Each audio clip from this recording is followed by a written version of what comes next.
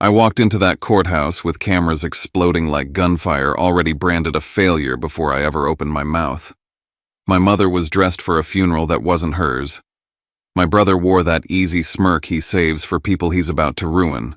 And my father sat there like a saint, ready to watch me get stripped in public. I expected humiliation. I expected headlines. I expected to be made into a cautionary tale. Then the judge looked up, leaned forward, and asked one question so precise it felt like a blade. My father froze.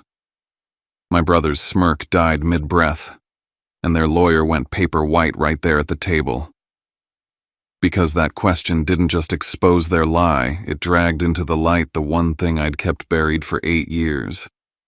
The reason they were willing to burn me down in front of the whole city. My name is Dash Mercer. And before I tell you what happened in that courtroom, I just need to know you're here with me. Drop a simple hi in the comments or tell me where you're watching from. Sometimes knowing someone is listening is the only thing that keeps you steady when your own family is trying to erase you. If you've ever been the one scapegoated, underestimated, or punished for building a life they couldn't control, go ahead and subscribe, because this channel is where we tell the truth all the way through and we don't let anyone rewrite it into a lie. Thank you. And now, let me tell you everything. And now, let me tell you everything. It was still dark when the car dropped me at the curb outside the federal courthouse in Manhattan, the kind of winter morning where the sky looks like damp concrete and the wind finds every gap in your coat. The moment my shoes hit the sidewalk, the flashes hit too hard, white bursts like someone firing a camera instead of a gun. I didn't come here because I was broke. I came here because my family wanted the entire city to believe I was. I came here because they decided the cleanest way to bury me wasn't with silence or distance, but with paperwork and headlines. Dash Mercer, a reporter, shouted, microphone already inches from my mouth. Is it true you squandered $2.4 million of your brother's money? Another voice cut over the first. Is your company a shell? Did you mislead investors? The questions didn't sound like curiosity. They sounded like captions. Like the story had been written before I ever stepped out of the car, and all they needed was my face to finish it. I kept my eyes forward. I kept my mouth shut. I didn't flinch, didn't glare, didn't give them the clip they were hunting, the angry young CEO, the unstable son, the guy who can't handle pressure. In this country, the moment you look emotional, people stop listening to your facts and start narrating your downfall. Elena Marquez was already there, half a step ahead of me, moving like she owned every square inch of marble we walked on. She didn't look at the cameras either. She just carried 3 heavy banker boxes like they weighed nothing, the cardboard edges biting into her arms. It was a small detail, but it steadied me. My family brought theater. Elena brought evidence. Inside the courthouse lobby should have felt sterile metal detectors, muted footsteps, people trying not to make eye contact. Instead, it felt like a cocktail hour transplanted into federal property. The marble walls echoed with soft laughter and polite greetings, the kind you hear at fundraisers in Westchester, where everyone pretends they don't keep score. And there, like he was posing for an oil portrait, my father stood near the security checkpoint, shaking hands with a man I recognized from the business pages, Reed Halston. Perfect posture, perfect smile, perfect tie knot. He wasn't reading a legal brief. He wasn't anxious about his son being dragged through court. He was networking. He was turning my ruin into a room he could work. I watched him clap someone on the shoulder like they were old friends, and I felt something cold settle behind my ribs. This wasn't justice to him. This was an event. My mother sat a few yards away on a wooden bench, dressed head to toe in severe black like she'd come to mourn. A silk handkerchief rested in her hands, and she dabbed at her eyes with a timing that was almost musical, tear pause, sigh, glance upward. Around her were 2 women from the charity circuit, leaning in as if they were listening to a tragedy instead of watching one being manufactured. My sister Blair hovered nearby with her phone angled just right, not too obvious, not too casual, always aware of where the light hit, where the cameras could frame her. She didn't have to say a word. She curated the picture-devoted family, heartbroken mother, wayward son. Then Colton appeared in my peripheral vision like a shadow with a perfect haircut. My brother moved the way people move when they've never once had to second-guess whether they belong. He picked his spot carefully, an easy angle where the glass doors behind him would catch the outside cameras if they were still trying to shoot through. He saw me, and his mouth tipped into that half-smile, the one that never reached his eyes. Not warmth, not pity, certainty. "Dash," he said, loud enough for nearby ears to catch, but soft enough to sound like concern. "This doesn't have to be ugly." I kept walking. Elena's hand touched my elbow, subtle but firm. "Don't." That was the message. Don't give him anything for free. Colton matched our pace for a few steps, like we were siblings heading to brunch instead of enemies heading to court. "You're tired," he continued. "I get it. You've been playing hard mode for a long time. Just be practical. Transfer operational control temporarily, or the IP. Let us stabilize things. You walk out with dignity. No more cameras, no more headlines. You can even keep a title. Everyone saves face." My jaw tightened so hard it hurt. He was offering me a bargain the way a thief offers you your own wallet back after he's already emptied it. He wanted my company's keys. He wanted my system. He wanted to make my work his property and then call it mercy. "I'm not negotiating in a hallway," I said, and even that felt like too much. His smile sharpened. Then by noon he murmured, "You'll be nothing." Elena stepped between us without breaking stride, her voice low and controlled. Mr. Halston stepped back. "Any communication goes through counsel." Colton lifted his hands like he'd been caught trying to help. He let us go because he didn't need to chase. He believed the room belonged to him. He believed the story belonged to him. And the worst part. On a surface level, it already did. Cameras at the doors, reporters in the lobby, my mother in mourning black, my father shaking hands like a saint, Blair positioned like a public relations manager, everyone watching me like I'd already been convicted. We reached the corridor outside courtroom 7. I could hear the muffled shuffle of people settling inside, the scrape of chairs, the quiet urgency of press. Elena set the boxes down for a moment and looked at me without softness. "Remember," she said, "they want you reactive. They want you messy. Let them perform. Today is about process and proof." I nodded, but my throat felt tight. Not from fear of the judge, from something older. From the feeling of being the family scapegoat, the one they could point to whenever they needed a villain to make themselves look cleaner. When the doors opened, the gallery was already filling. I saw the press notebooks. I saw the phones. I saw my father's profile from the front row, straight-backed, composed, ready to be wounded on camera. My mother's handkerchief moved on cue. Colton's smirk returned as soon as he took his seat.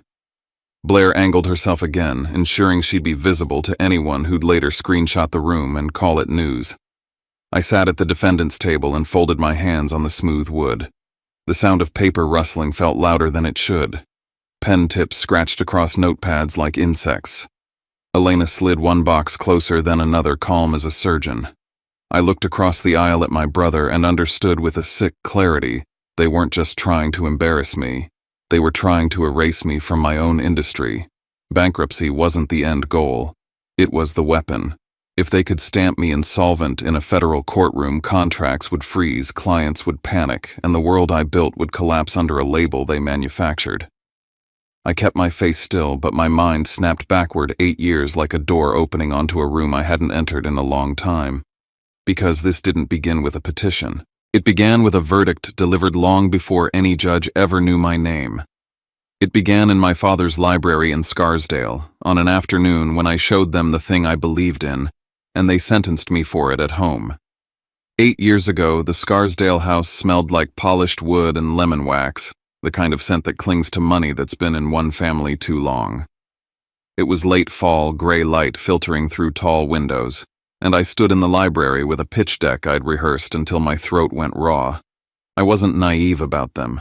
I knew my family didn't do passion. They did optics. They did safety. They did legacy. But I believed stupidly earnestly that if I spoke their language, if I came with numbers and projections and a clean structure, they'd hear me as more than the odd one out.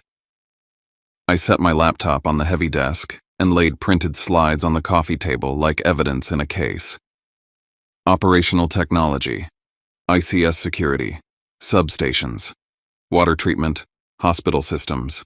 I walked them through the reality the old industrial protocols still running half the country duct taped to the modern internet, vulnerable in ways most people never imagine until the lights go out.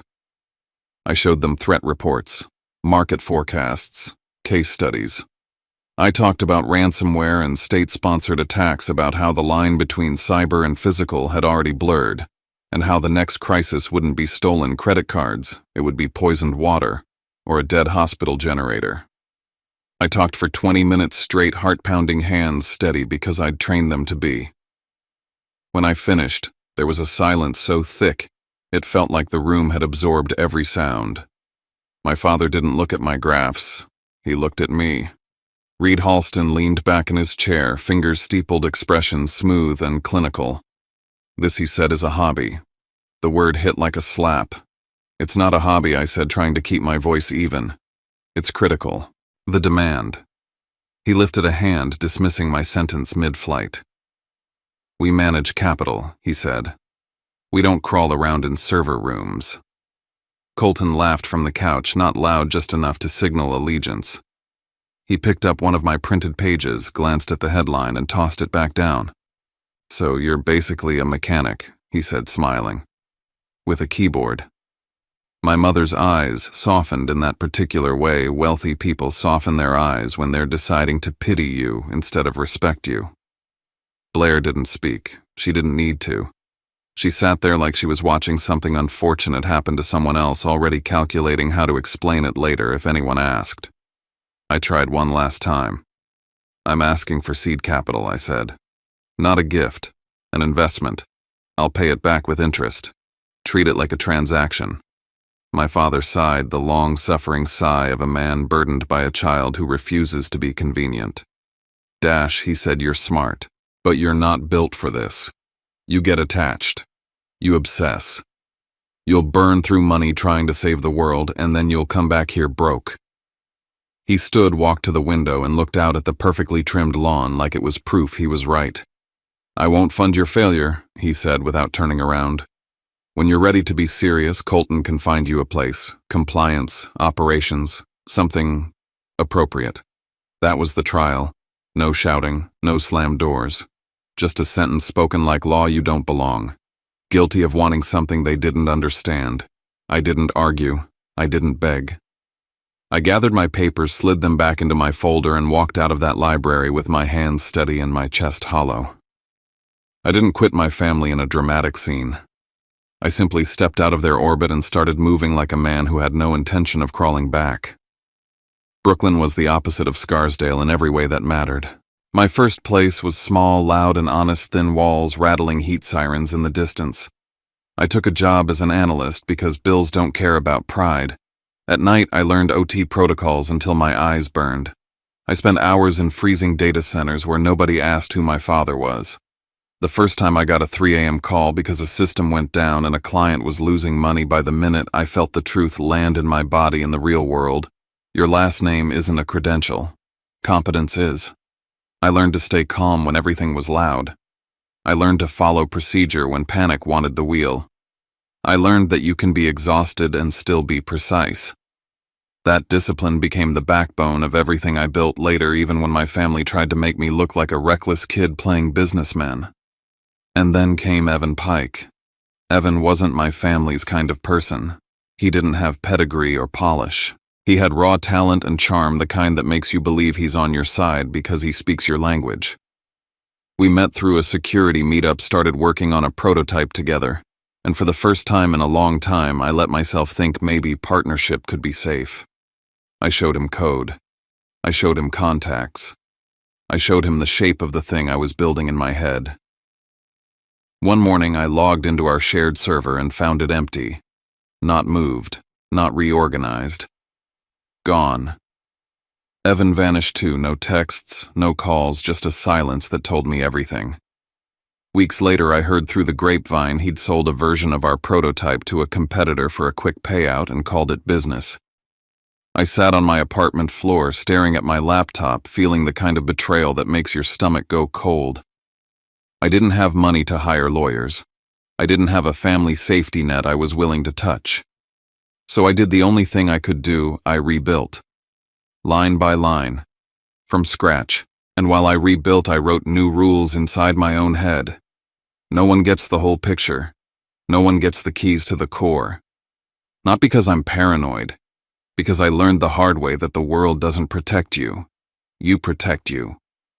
That's how Black Harbor Grid Shield started, not in a shiny office, but in a cold warehouse space in Red Hook, where the wind smelled like salt and diesel, and the floor always felt damp.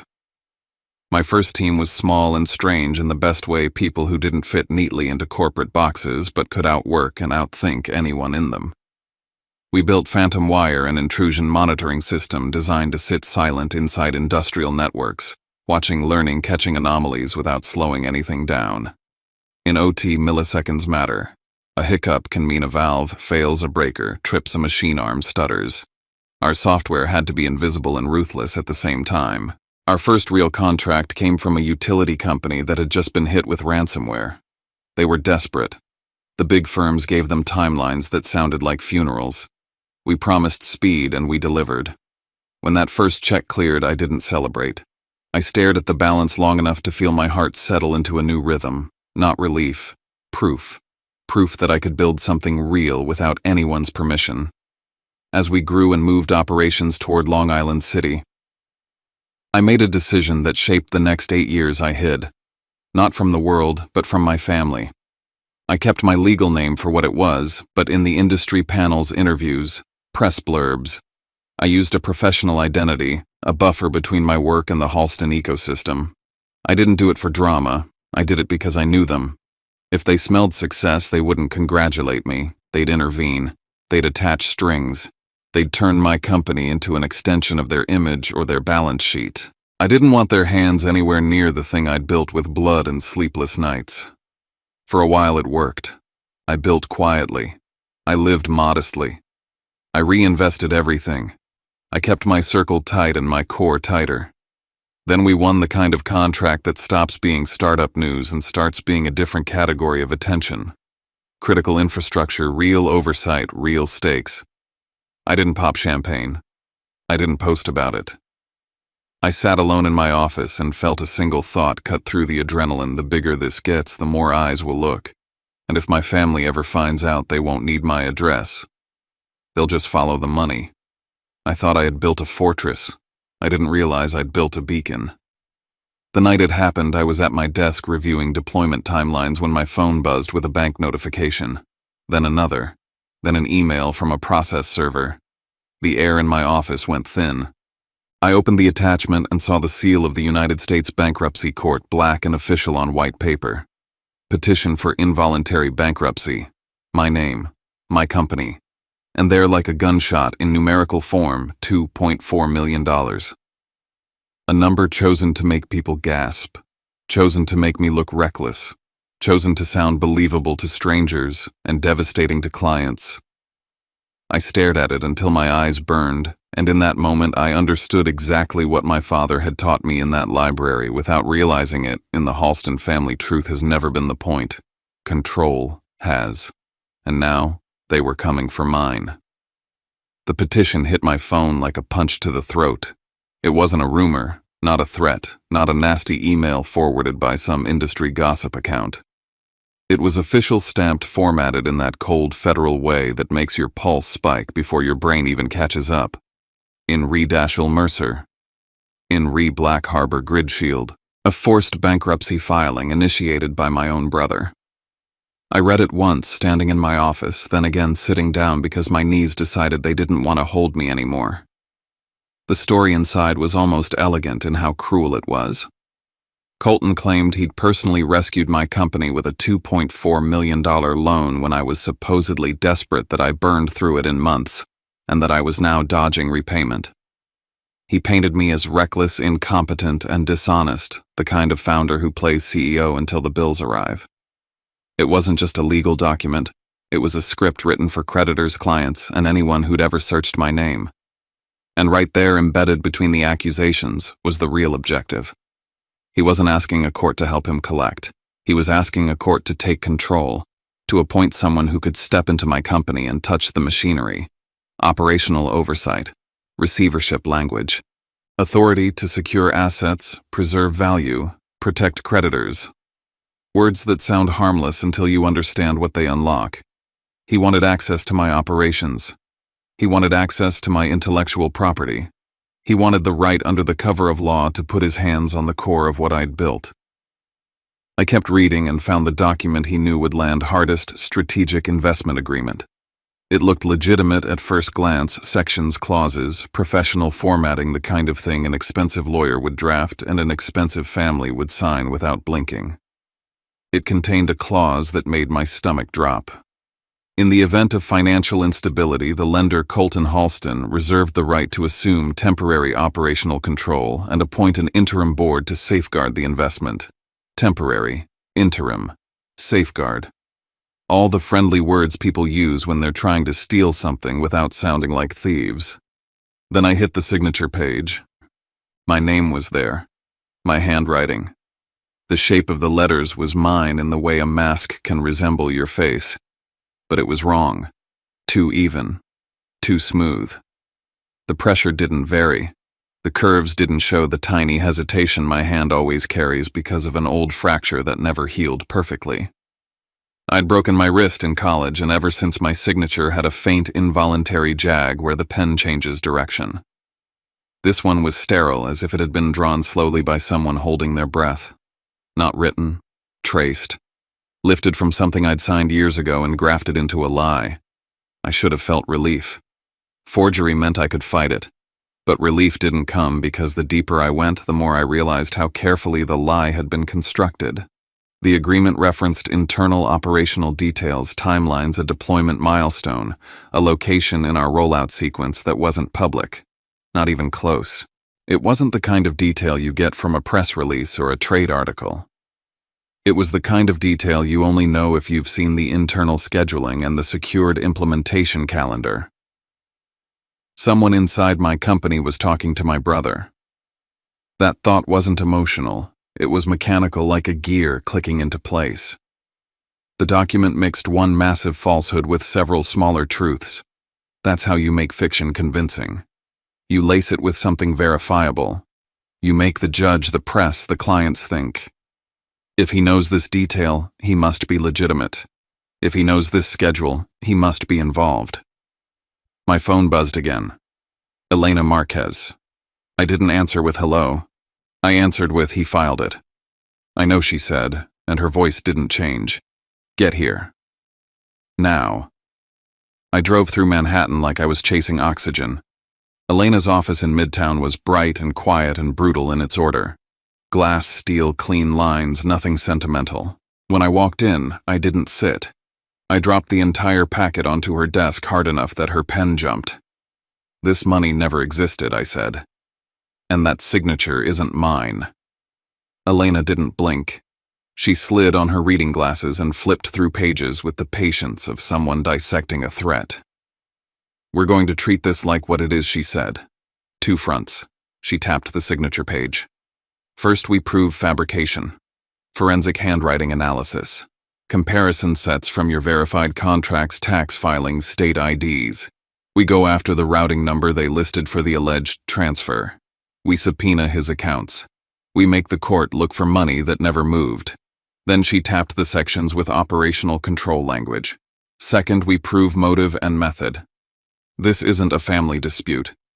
This is an attempted takeover fueled by internal leakage. I pointed to the deployment detail I'd caught. He shouldn't know that. Elena's eyes sharpened. Exactly. And if he knows that, it means he's either hacked you or paid someone to talk. She turned another page and stopped at notarization. The silence that followed lasted 1 heartbeat too long. The notary seal was embossed, not printed. A physical press, real raised impression. And the name in the ring around it wasn't Colton's. It wasn't a random notary. Marjorie Halston. My mother. For a second, my brain tried to protect me with the old lie I'd carried for years. Colton is the problem. Reed enables. Marjorie just follows. Blair just manages optics. That story let me function. It let me compartmentalize. It let me imagine my mother was weak, not malicious. But that seal wasn't weakness. A seal is an action. A seal means she held paper in her hands and pressed her authority into it. Or she let someone take that authority and use it. Either way, my family wasn't watching Colton hurt me. They were participating. Elena's voice cut through the fog. "This changes the scope," she said calmly. "If her commission is expired, it's not just misconduct, it's fraud. If it's active, then she notarized a forged signature. Either way, she's tied to the document in a way no one can handwave." I swallowed hard. My throat felt raw and dry at the same time. I always told myself she wouldn't go that far. Elena gave me a look that wasn't unkind, just honest. People go farther when the stakes are fear and money. She slid the petition back toward me and pointed to a section that wasn't highlighted, wasn't dramatic, but was deadly. "Now we talk about why they chose bankruptcy." I knew. I didn't want to say it, but I knew. Elena didn't let me avoid it. "Your contract has stability clauses," she said. "A bankruptcy proceeding triggers review. It doesn't matter whether it's real or frivolous." They pause. They freeze. They don't care about your family drama. They care about risk. The air in the room felt thinner, because that was the true target. Not my pride, not my reputation, not even the $2.4 million lie. The target was the work, the deployments, the trust we'd earned with critical systems that can't afford chaos. "They don't need to prove you're broke," Elena said. "They only need to drag you into the process long enough for oversight to panic. Then they show up offering to help. They'll position Colton as the stable alternative who can protect the asset." I stared at the papers and felt something sharper than fear take over. Anger, yes, but not the loud kind. The focused kind. The kind that makes you stop thinking about what you want to yell and start thinking about what you need to build. "Those internal details," I said quietly. "That's the weak point. That's the entry point," Elena corrected. "And it's also our leverage. If they have someone inside, we can make that leak work for us." I looked down at the agreement again. The lie wasn't just that money moved. The lie was that he had any right to step into my company at all. If I could prove he was feeding off stolen information, his whole posture as a concerned creditor would collapse. And if he acted on a false internal detail, we could catch him in a legal misstep he couldn't explain away. Elena leaned forward. "Here's how we do this. Shield and sword." She listed it like a checklist because that's how she fought. Shield forensic signature analysis, routing number, validation, subpoena bank records, audit your company's books. Show solvency. Show the absence of any $2.4 million transfer. Destroy the premise. Then she paused and let the second part land. Sword-controlled misinformation. We plant a detail so specific it can only come from your inner circle. A fake asset relocation. A fake destination. If Colton's side references it in any motion affidavit emergency filing, we prove he has unauthorized access to internal communications. That's not family drama. That's espionage. I pictured my office, my team, people I'd promoted, trusted, paid, well defended. People who knew the late-night rhythms of our deployment schedules and the private language we used when we were under pressure. My stomach tightened, so I have to go back in there and pretend I'm cornered. "Yes," Elena said. "You can't blow up. You can't purge. You can't spook the leak. You act stressed, you act vulnerable, and you feed a memo to a small group. Then we wait and watch which way the water runs." I drove back to Long Island City with the petition in my passenger seat like it was radioactive. When I walked into the office, the lights were bright, the hum of servers steady, the usual rhythm of people working with purpose. On the surface, nothing had changed. But I felt the shift. Every laugh in the hallway, every glance, every phone lifted too quickly, my mind tagged it with a question mark. I walked past desks and forced my face into calm. I nodded at familiar people and felt like I was walking through my own house after discovering someone had copied the keys. Inside my office, I closed the door and stared at the wall for a long time. Then I opened a blank document. I was going to write a memo. It would be stamped confidential. It would include a destination that didn't exist for us. It would read like a desperate CEO trying to save his company from a court freeze. And then I was going to wait for my brother to make a move he couldn't possibly justify. By the time the week before the hearing began, the rumor had already metastasized. In this industry, people don't wait for facts. They wait for signals. A bankruptcy petition is a signal. Even when it's a lie, it still rattles cages. Vendors start calling. Prospects pause. Competitors start circling. And inside Black Harbor Gridshield, the tension sat in the air like static. Our office in Long Island City was usually loud in the best way, whiteboards filled with deployment notes, engineers arguing over edge cases, the quiet clatter of keyboards building something that mattered. That week, it was different. Conversations dropped when I walked by. People checked their phones too often. Anxiety moved through the floor like a vibration. I wanted to slam a fist on a table and demand answers. I wanted to pull security logs and interrogate everyone. But that wasn't strategy. That was emotion. And emotion was exactly what Colton expected from me. He wanted me to implode. He wanted me to turn my own company into a crime scene so he could point and say, "See, he can't handle it." So I did the opposite. I became the version of myself that scares people like Colton the most, the calm one. I scheduled a closed-door meeting with the only group that could carry the level of information my brother had referenced. 6 people, my chief engineer, my systems architect, the project manager on the infrastructure rollout, ops, compliance, finance, the people who held the keys to the timeline and the logistics. They filed into the glass conference room with careful faces.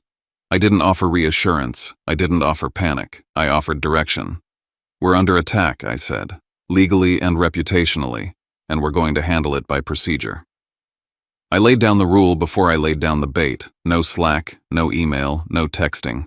Verbal instructions only. If anyone takes notes, the notes come to me at the end of this meeting. If anyone asks for documentation, you refer them to counsel. If anyone outside this room asks what we're doing, the answer is business as usual.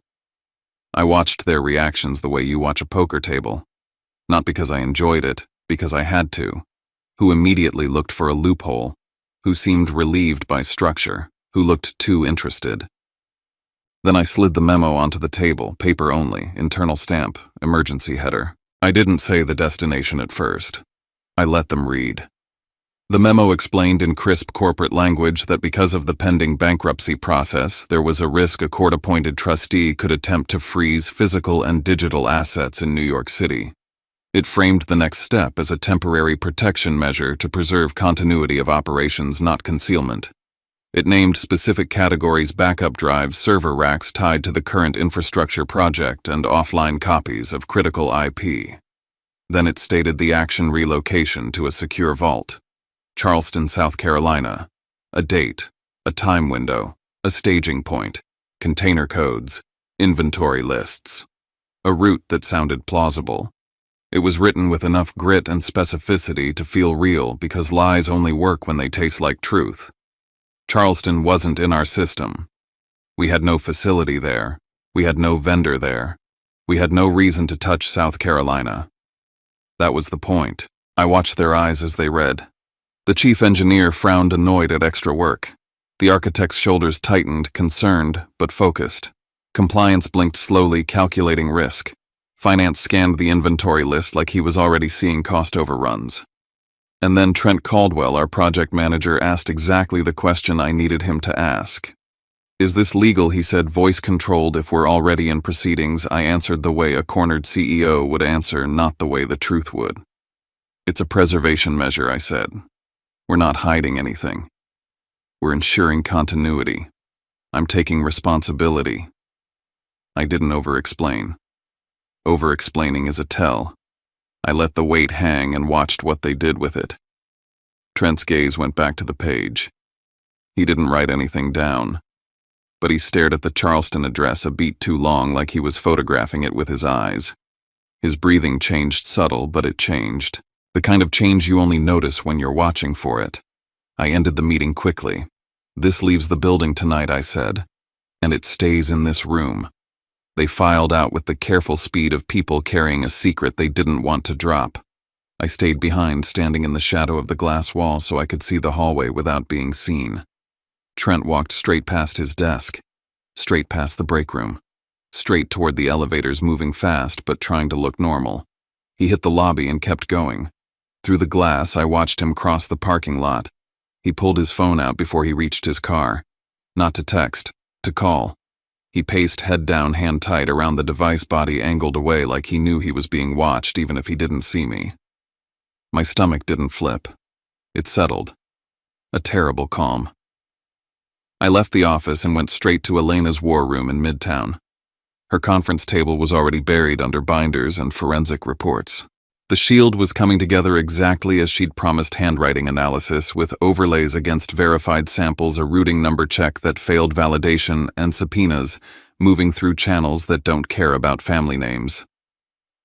Elena laid it out with clinical precision.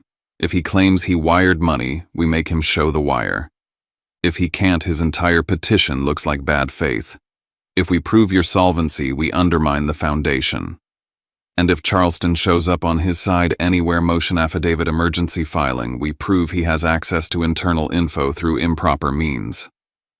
I nodded, then did the thing I hadn't expected to do in the middle of a legal war. I made a phone call to protect the work. Ms. Hart answered on the second ring. Oversight? Contracting. The person whose job it was to keep risk away from critical systems. This is Dashiell Mercer, I said, keeping my tone steady. I'm notifying you that a malicious litigation action has been filed against my company. We are contesting it. We remain fully operational. I wanted you to hear that directly from me, and I want any correspondence claiming trusteeship or asset seizure to be verified through my counsel before any action is taken. There was a pause, the kind that tells you someone is measuring you. Thank you, she said. We will flag it. Keep your house in order. I will, I said, and meant it. When I hung up, the weight in my chest shifted. This wasn't only about my name anymore. It was about keeping a project moving that couldn't afford disruption. About keeping people safe who would never know my family tried to pull the plug on their systems just to win a private war. Elena's phone buzzed while I was still standing there. She glanced at the screen, then looked up at me. They're preparing something, she said. An emergency motion. My pulse didn't spike. It sharpened. Good, I said quietly. Because if Colton's team came into court claiming I was hiding assets and they used Charleston as their justification, they wouldn't just be making an accusation. They'd be leaving fingerprints. They'd be admitting they knew something they had no right to know. And once they did that, the story wouldn't be about my supposed insolvency anymore. It would be about how far they were willing to go to seize what wasn't theirs. I left Midtown and drove back toward Queens under a sky the color of steel. In my head, I ran the next days like a checklist. Stay calm. Stay procedural. Keep the bait believable. Let the leak travel. Let the other side commit the error. Because if they were going to turn my life into a spectacle, then I was going to make sure the final scene belonged to facts, not performance. Elena called before dawn, the kind of call that tells you not to bother pretending you were asleep. Her voice was clipped and steady, but I could hear the edge under it. Open the court's docket email, she said. Now. I stood in my kitchen in Brooklyn, bare feet on cold tile, laptop open on the counter like a confession. The subject line made my jaw lock: emergency motion for temporary restraining order. I clicked. I read the first page, then the second, then the paragraph that made my stomach go perfectly still. Charleston, South Carolina. They weren't even subtle. Colton's counsel claimed I was preparing to divert company assets to a secure facility in Charleston to hide them from creditors in the court. They asked for immediate relief, freeze orders, prohibitions. A court command that would let them paint me as a man running with a bag of cash in the night. Charleston existed nowhere in my real operations. It lived only in the paper memo I'd handed to 6 people in a glass conference room. That was it. No vendors, no logistics tickets, no purchase orders, no warehouse, no registered facility. If it was showing up in a sworn filing, it meant the bait had traveled exactly where Elena and I needed it to travel. But what hit harder than the satisfaction of being right was what Charleston represented. It wasn't just proof of a leak. It was proof of intent. They weren't chasing repayment. They were trying to yank on the emergency brake of my company so hard it would snap. Elena didn't let me float in the moment. "This is good," she said, "and it's dangerous." "Because of the project," I said. "Because of the clients," she corrected. "They won't stop at court. A filing like this gets leveraged. They'll reach out to anyone who pays you and anyone who trusts you. They'll weaponize fear. They'll try to freeze payments, stall implementation, and make you look unstable." I stared at the words, "temporary restraining order," and thought about the people who didn't care about my family name, only the risk it could bring into their systems. Utilities. Municipal infrastructure. Healthcare. Institutions that live and die by continuity. The moment they hear bankruptcy, they picture chaos. The moment they hear trustee, they picture strangers with authority. The moment they hear relocation, they picture a company trying to run. My phone buzzed with another message from Elena. Not a question, a confirmation. I checked the notary she texted. Marjorie's commission expired years ago. I read it twice. Then again slowly, like my eyes could change the meaning. Expired. Years ago. That seal on the forged agreement wasn't just unethical. It wasn't even just fraud in the abstract. It was a specific provable piece of wrongdoing. Either my mother had pressed an expired seal into a document or someone had used her seal while she looked the other way, or she'd lied about the status of it for years. None of those versions allowed me to keep telling myself she was merely caught in Colton's storm. My internal war shifted in that moment. It wasn't me versus my brother anymore. It was me versus the entire Halston machine, polished and practiced and willing to burn down my life to keep control of the narrative. Elena called again. "There's more," she said. I opened the TRO attachment again this time, reading for technical tells instead of emotion. Elena guided me like a surgeon. Page 7. That line about the staggered deployment phase, that reference to the integration window. I found it, and my throat tightened. They referenced a component of our rollout that wasn't public and wasn't general. It was the kind of detail that lived in our project timeline and the internal engineering calendar. Something a consultant couldn't guess. Something a casual observer couldn't infer. "This isn't just someone repeating the memo," Elena said. "They have operational access." It meant the leak wasn't a one-time slip. It meant someone could see what we were doing when we were doing it and how we were doing it. Someone close enough to cause harm without ever setting foot in a server room. I wanted to react. To lock accounts. To pull badges. To fire people in a wave and deal with the fallout later. But Elena had already warned me what that would do. If I made sudden moves, the leak would disappear into a new channel, a burner phone, a coffee meeting, a cousin's lawyer, something I couldn't trace. So I didn't do anything loud. I did things quiet.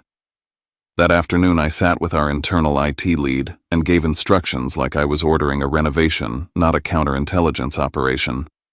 We tightened permissions in layers, not slamming doors, just narrowing hallways. We created individualized watermarks for sensitive documents so each person's view carried a subtle identifier. Nothing obvious, nothing that screamed trap. Just enough that if content moved, we'd know whose version it came from. We turned on deeper logging on the project server, who opened what from which device, from which network, at what time, how long it stayed open. We added alerts for downloads of timeline documents and architecture summaries that had no legitimate reason to be accessed at midnight. By evening, the first report landed in my inbox. It was dry. It was technical. It was the kind of thing you can stare at for a long time without breathing because it doesn't look like betrayal until you understand what it means. A project management account accessed the deployment timeline at an hour that didn't match any scheduled work. It wasn't a late-night emergency. It wasn't an outage. It was the wrong kind of access, quiet, deliberate, and strangely timed. I cross-referenced schedules. The account's activity aligned with Trent's domain of control. It didn't prove Trent did it, but it proved the information was moving through his neighborhood. I didn't confront him. I didn't change his access. I didn't even let my expression change when I passed him in the hallway the next morning. If he was the conduit he needed to feel safe enough to keep talking. Meanwhile, Elena prepared for the hearing like it was both a legal event and a media event, because in Manhattan, Those two things share the same oxygen. We predicted cameras. We predicted planted quotes. We predicted curated anguish. Your job, she told me, is to be a wall. No reactions. No hallway arguments. No sound bites. You don't win this in the lobby. You win it in the transcript. Because the transcript is the one thing they couldn't edit. That night when I thought I'd finally get a few hours of silence, my phone lit up with an unfamiliar number. A hospital CIO from Tri-State Metro Care. I'd met him twice, both times in rooms where everything smelled like disinfectant and urgency. Dash, he said, voice tight. We received an email about a trustee and an asset verification process. It mentions Charleston. It references your company and claims a court order. My stomach went cold again, but this time it wasn't from shock. It was from recognition. Elena had called it. They were moving beyond court filings. They were trying to touch the clients. Don't do anything, I said. Forward it to me. Include the full headers. We haven't responded, he said. But it looks official. The board is already asking questions. I'll handle it, I said. And the words felt heavier than any vow I'd ever made. You did the right thing by calling. When I hung up, I stood in my apartment with the lights off, looking out at Brooklyn like the city might offer an answer. I didn't know how far they'd go, but I knew the direction. They weren't aiming to embarrass me anymore. They were aiming to create a crisis so loud that everyone would accept them as the solution. I didn't sleep. I watched the clock. I listened to the city. I waited for the next dirty step because I could feel it coming with the certainty of weather. The morning of the hearing, Manhattan looked like it always does when it's trying to pretend winter doesn't matter. Gray sky, sharp wind, people moving fast like speed could change the temperature. Outside the federal courthouse, cameras were already clustered at the steps, lenses pointed like weapons reporters rehearsing the same questions with the same cadence. I stepped out of the car and the flashbulbs hit me like a wall of light. For a fraction of a second, I was back in my 20s, walking into a room full of Halston friends who'd already decided I was the problem. Then I felt Elena at my side, moving with the calm of someone who'd done this 100 times and never once let panic steer. Eyes forward, she murmured. No mouth. Microphones pushed toward me. Someone yelled my name like it was a verdict. Another voice shouted, 2.4 million, as if saying the number out loud made it real. I didn't flinch. I didn't turn. I walked through them like the air around me was thick but harmless. Inside the marble lobby gleamed too clean for what people did in it. Reed Halston was there, tall posture, perfect suit, shaking hands like this was a gala and not a courtroom. Marjorie sat with that same composed grief she'd practiced for decades, black clothes and a delicate scarf, eyes damp at the corners at exactly the right moments. Blair stood where the cameras could see her if they panned, dressed like elegance itself, face carefully neutral. Colton waited near the corridor to the courtroom, and when he saw me, he did what he always did. He smiled like he owned the ending. He stepped into my path at just the right distance, so the surrounding people could hear without it sounding like a scene. I tried to save you, he said softly, dripping with moral superiority. You didn't have to do this to yourself. It was designed to hook my emotion and drag it out in public. The words weren't for me. They were for the clip, the narrative, the version of the story where he's the brother who offered help, and I'm the man too proud to accept it. My chest tightened. My mouth almost moved. Elena's hand landed on my forearm like a break. Not rough, not dramatic. Just enough to redirect my body past him. Not here, she said so quietly it could have been a breath. We kept walking. Colton's smile held for a second longer, then flattened as we didn't give him anything to harvest. Halfway down the corridor, my phone buzzed. It was the Tri-State CIO again, and the timing alone told me this wasn't an update. This was escalation. Dash, he said, without preamble, we got a second message. It's not just about assets. It's asking for credentials. I stopped walking just for a heartbeat, then kept moving while Elena watched my face. What credentials? I asked. Root access, he said, and his voice cracked on the words. They're claiming they're a court-appointed trustee. They're saying they need to verify systems before transfer to Charleston. They're requesting the password for oxygen and life support control interfaces. For a moment, the hallway noise disappeared. All I could hear was the blood moving in my ears. Because that wasn't just harassment. That was someone reaching for the throat of a hospital. "Do not give them anything," I said, my voice dropping into the tone I use during incidents at 3 a.m. Lockdown. Whitelist only known IPs. Isolate the admin interface. Forward the email with full headers. I want source path and any attachments. "We already froze the request," he said. "But it looks like a court order. People are scared." "They're counting on that," I said. "Fear is the tool. Process is the shield. Send me everything." I hung up and looked at Elena. I didn't have to explain. My face told her enough. She didn't ask if I was okay. She asked for what mattered. "Do you have it?" "Not yet," I said.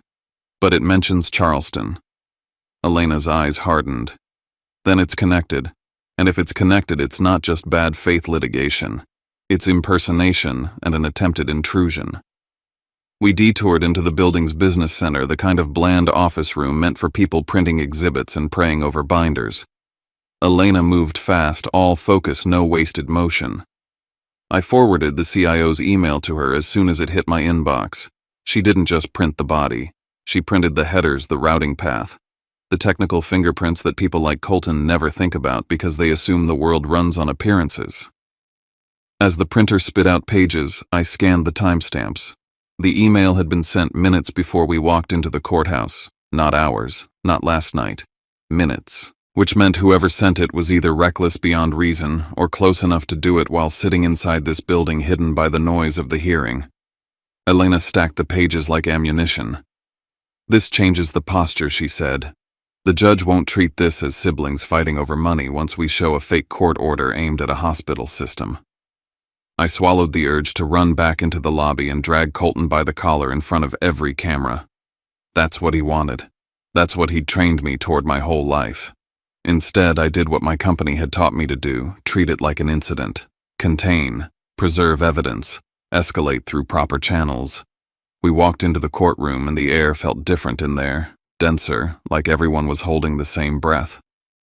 Lawyers at tables, clerks setting up, observers in the back rows like they were watching theater. I scanned the gallery not out of paranoia, but because paranoia is useless and observation is not. And there he was. Trent Caldwell, sitting near the rear cap, pulled low company jacket, zipped up, positioned close to the aisle like a man who expected to leave quickly. He didn't look at me like an employee worried about his CEO. He looked at me like someone watching a live feed, waiting to report. My hand tightened around the edge of the table as Elena slid into her seat beside me. Across the aisle, Gideon Price, Colton's attorney, arranged his documents with smug precision. Colton sat behind him, posture relaxed, eyes dipping toward his phone beneath the table like a habit he couldn't break. Reed and Marjorie wore their public faces. Reed's jaw set in righteous disappointment. Marjorie's fingers curled around her tissue like a prop she'd rehearsed with. Blair held herself still, carefully camera-ready, even when no cameras were allowed inside, because she understood something most people don't. Courtrooms have their own kind of audience. Elena placed the printed email at the front of our stack where she could reach it in one motion. I could feel my heartbeat, but it didn't control me. I was past embarrassment now, past family pain, past the old desire to be understood. If they were willing to pose as a trustee to pry at life support systems, then they weren't just trying to ruin my career. They were endangering people who had nothing to do with the Halstons, nothing to do with my last name, nothing to do with my childhood. The clerk called the room to order. Chairs shifted, papers whispered. The judge entered, and the temperature seemed to drop 1 more degree. I stared straight ahead, hand still, face unreadable, because that was the only way to keep this from becoming the circus my family had planned. And as the hearing began, I knew one thing with absolute clarity. All it would take was one properly framed question about a federal infrastructure contract and the obligations tied to it, and the story they'd built, bankruptcy, concern, moral outrage, would collapse under the weight of what they had actually done. Not in the lobby, not on camera, in the record, where lies go to die. The courtroom felt like a set built to kill me in public. The gallery was packed reporters, family friends, people who'd already decided what kind of man I was. I sat where they wanted me, the defendant's table spine, straight palms on cold wood face still. They needed me to shake. I didn't give them that.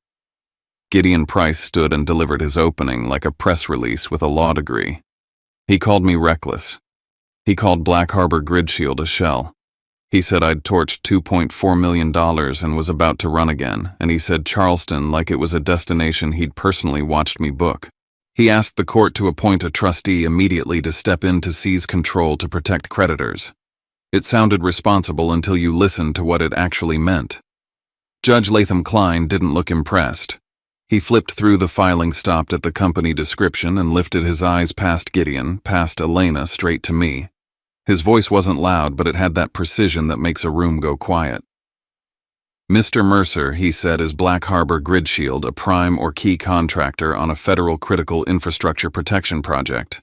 I answered the only way a man tells the truth when it matters. Yes, Your Honor. He didn't let me hide behind vagueness. Does that work involve federal oversight and active operating systems for power, water, or hospitals? Yes, I said again, careful with my scope, clear on what I could confirm. The air changed. My father, Reed Halston, went still in the front row too, still like a man hearing the floor open under him. Colton's expression collapsed in real time, his smugness draining out like someone pulled a plug. Gideon's face lost color because he understood what the judge had just done. He'd moved this out of family theater and into a category where lies don't stay civil. Elena rose and asked permission to proceed by evidence. No speeches, no hurt feelings, just structure. She established solvency, first independent audit statements, reserves no debt that matched the claim. Then she went for the so-called loan. The routing number was invalid. The check sum didn't match any legitimate bank. Subpoenaed records showed no transfer. The investment agreement fell apart under the camera of forensic comparison, my real signatures over years versus the one they filed, too uniform, too controlled, the telltale hesitation marks of tracing. Gideon tried to redirect, but Elena kept tightening the frame, bad faith filing designed to trigger review and freeze under a federal contract. Then she put my mother's name in the center of the room without raising her voice. The notary seal, Marjorie Halston, and the state confirmation her commission had been expired for years. Either she pressed that seal into a forged document, or her seal had been used as part of the fraud. My mother's morning look cracked for a second. My father shifted like he was trying to sit in a different skin, but he couldn't. The more he tried to hold the saint posture, the more obvious his fear became. Elena held up their own emergency motion and read the word that mattered. Charleston. She didn't have to dramatize it. I stood when the judge addressed me and said it cleanly. Charleston was not real. We have no facility there. I created that destination as controlled internal information to test for a leak. It was shared only with my senior management. The judge's gaze sharpened. It wasn't just a false allegation now. It was proof they'd received internal operational data they had no lawful way to obtain. Then, Elena placed the printed email on the record, the one sent to Tri-State MetroCare, the one that used Charleston to sound credible. The sender claimed to be a court-appointed trustee. The message demanded root access to life support systems, attached a fake court order, and tried to force a hospital into compliance through fear. The courtroom stopped being a place where rich families argue about money. It became a room where a judge had to consider impersonation wire fraud and attempted interference with critical services. I didn't accuse anyone with emotion. I only pointed when the judge asked about internal access. That man, I said, indicating the back row. Trent Caldwell. He's on my project side. The judge instructed the bailiff to control the doors. No one moved. For the first time all morning, my family looked like they understood the roles had flipped. I wasn't being tried by their story anymore. They were being examined by the court. Judge Klein leaned back then forward and stripped the case down to the one demand no performance can survive. Show me the money, he said. If you filed based on a specific debt, you produce proof of the transfer. Gideon started talking about complex structures and private arrangements, but the judge cut him off. Evidence, he said, not narrative. Gideon's hands trembled as he shuffled paper that couldn't save him. Elena introduced the detail that connected the lie to something older and uglier. The transaction coding and footer metadata on the forged agreement matched the formatting used by Halston Ridge Advisory, my father's firm. She paired it with public indicators, complaints, questions, and investigation trail around missing allocations that mirrored the same number, $2.4 million. I didn't need anyone to explain the shape of it. My brother's loan wasn't just a weapon against me. It was a paper tunnel for my father's books, a way to bury a hole under the label of a failed family rescue. Judge Klein called my father to the stand area. He asked simple questions that left no place to hide. Did you know about this agreement? Did you authorize any transfers? Do you recognize this coding? Reed tried to push it onto Colton to frame it as a son acting alone, but the judge pointed out what was obvious in the record. The notary seal belonged to Reed's wife, the coding matched Reed's system, and the only beneficiary of a lost loan story was Reed's balance sheet and reputation. My father's control cracked. He tried to protect his image and ended up exposing motive. He spoke about needing time, needing the quarter to close clean, needing the project to pause so things could settle. Elena didn't pounce. She simply let the words sit in the transcript where they could never be unsaid, and she made the court hear what they meant, intent to interfere with an active, federal-linked infrastructure deployment.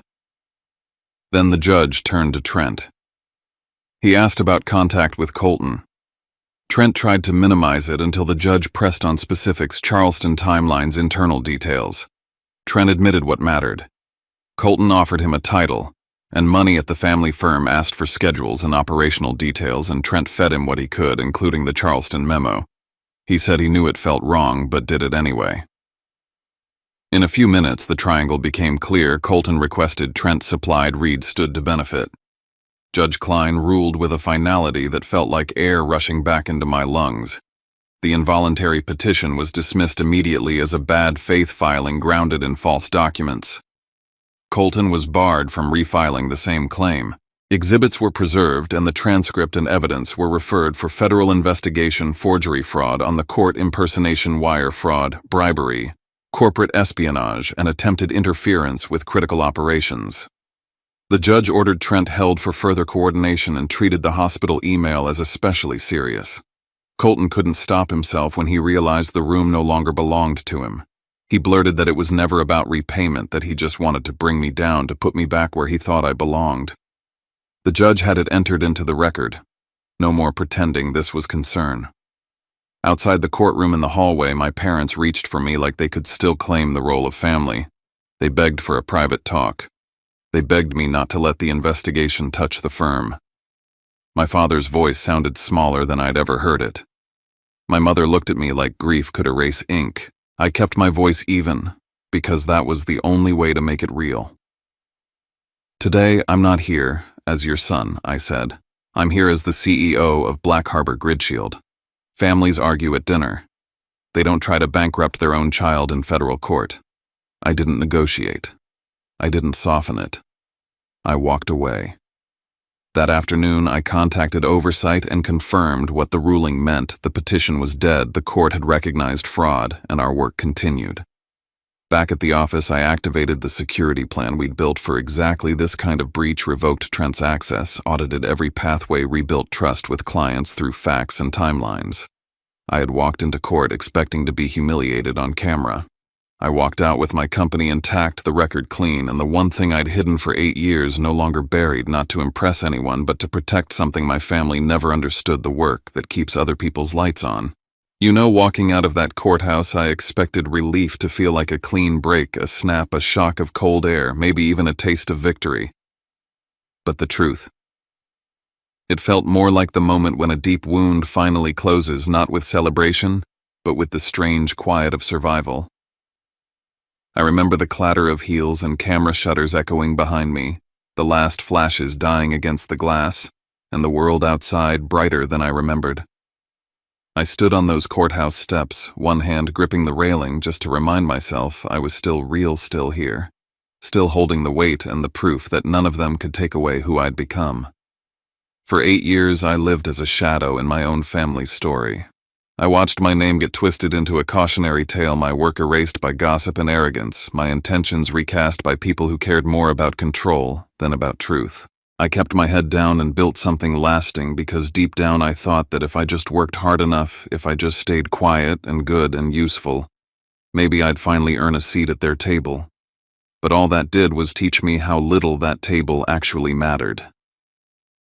There's this myth about family, about blood, about loyalty, about unconditional love. But sometimes the people who should be your foundation turn into your fiercest critics. Sometimes they trade your trust for their own security. Sometimes the greatest act of love you can offer yourself is the decision to walk away.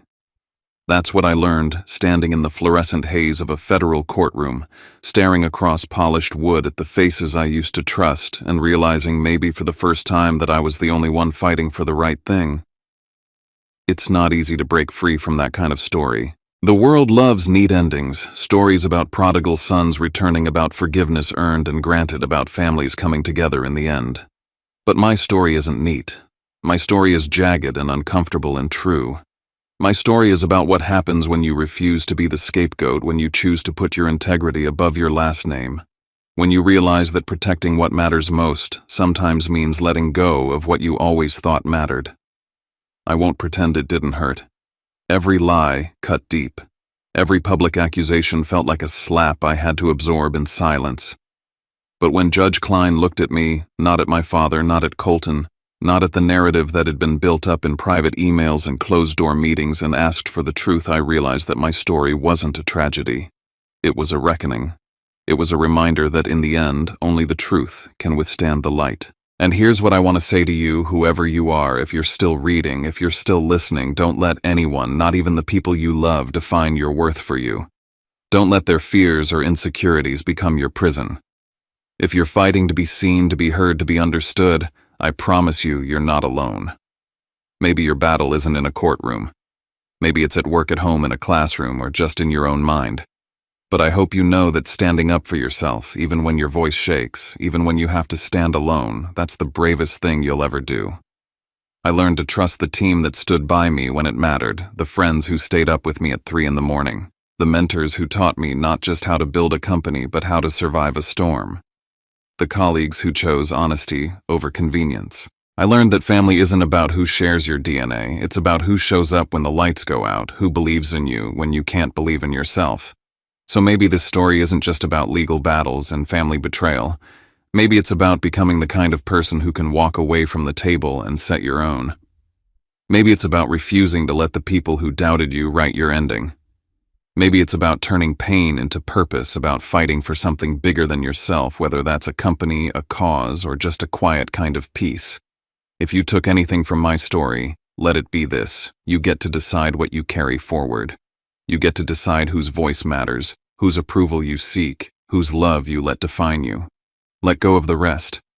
Forgive if you cannot for them, but for yourself. Then keep building. Keep believing. Keep telling the truth even when it's the hardest thing you'll ever do. And if this story resonated with you, if you saw even a piece of yourself in these words, I hope you'll stick around. Drop a comment below, let me know where you're watching from, or just say, hi. Sometimes the smallest connection, a word, a wave, a simple "I hear you" can make the weight of a story a little lighter. If you found value here, if you want to be part of a community that values honesty and resilience, consider subscribing. Your presence matters more than you know. Thank you for listening. Thank you for standing in this moment with me. No matter how alone you might feel, trust me, you're not the only one fighting to be heard. And sometimes, just sometimes, telling your story is the first step toward becoming the person you were always meant to be. So here's to new beginnings. Here's to truth, no matter how much it costs. Here's to the courage to walk away from what breaks you, and the hope that you'll find something stronger on the other side. My name is Dash Mercer, and I'm done hiding. If you want to hear more stories like this, stories that dig beneath the surface, that don't shy away from the hard stuff, that honor both the pain and the possibility, subscribe, share, and be part of this journey. Because we're all carrying something, and sometimes sharing it is the only way we move forward.